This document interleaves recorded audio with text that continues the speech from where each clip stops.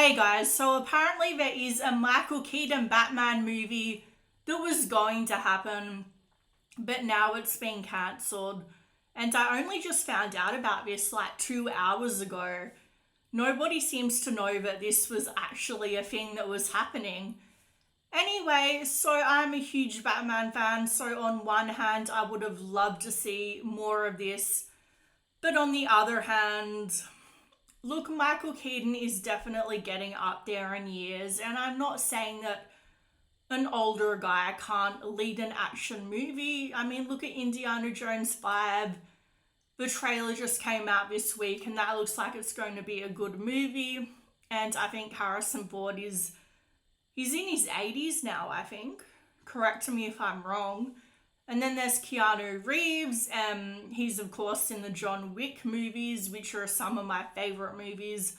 I've probably seen them all at least 5 times by now, like no joke. I love that franchise. And he's still going. I'm not sure how old he is, but you know what I'm saying? You don't need to be 20 years old to be able to lead an action movie. But at the same time, I don't know if Michael Keaton's age is what sort of nicks the movie, or if it's just everything that's going on in DC right now.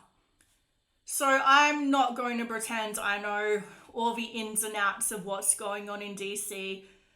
It's been a lot of things that have happened all at once.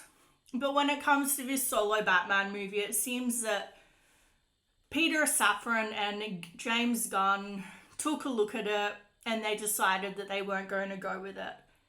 So he's currently set to make a cameo in the Flash movie, though honestly, who even knows what's going to happen with the Flash movie at this point? Though I would still like to see it.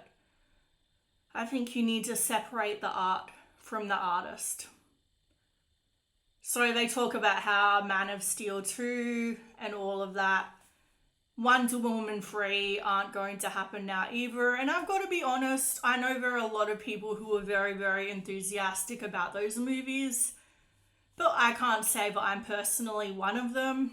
So he was going to get his own Batman movie, and it would follow his return in The Flash. So it would be a continuation after you see the Flash movie, then you see this.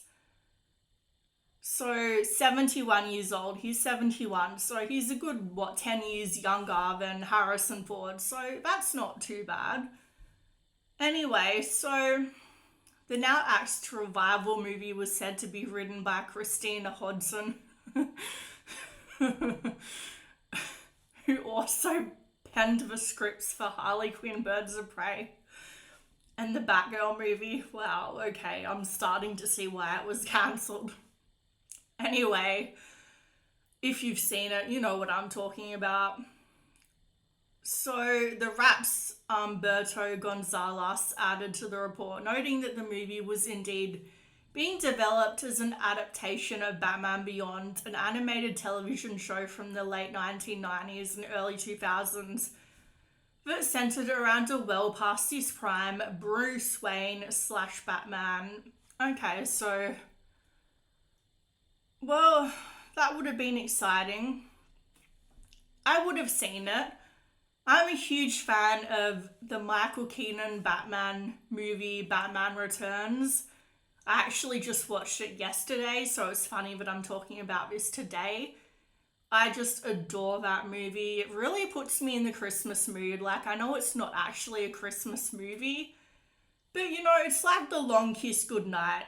If any of you have seen The Long Kiss Goodnight, it's like an action movie that's not actually a Christmas movie, but it's sort of like Die Hard. It's set at Christmas time. Anyway, so one thing I loved, I know this isn't really on topic, but you know, whatever. So when Tim Burton directed that, I don't know if this was before or after. Yeah, after he directed Batman Returns, apparently he met up with Brad Dourif on a plane and he thought he would be a perfect Joker. So if you don't know, Brad Dourif is the man that voiced the Chucky doll, and he is a great actor and he would have been an incredible Joker. But they decided to go in another direction, obviously, because the other guy, who I know his name, but it's on the tip of my tongue. The guy that was in The Shining, Jack Nicholson. I'm right? Jack Nicholson. So he was the biggest star. He was the bigger name, so they went with him. But I would have loved to see a Tim Burton, Michael Keaton Batman movie with Brad Dourif as the Joker.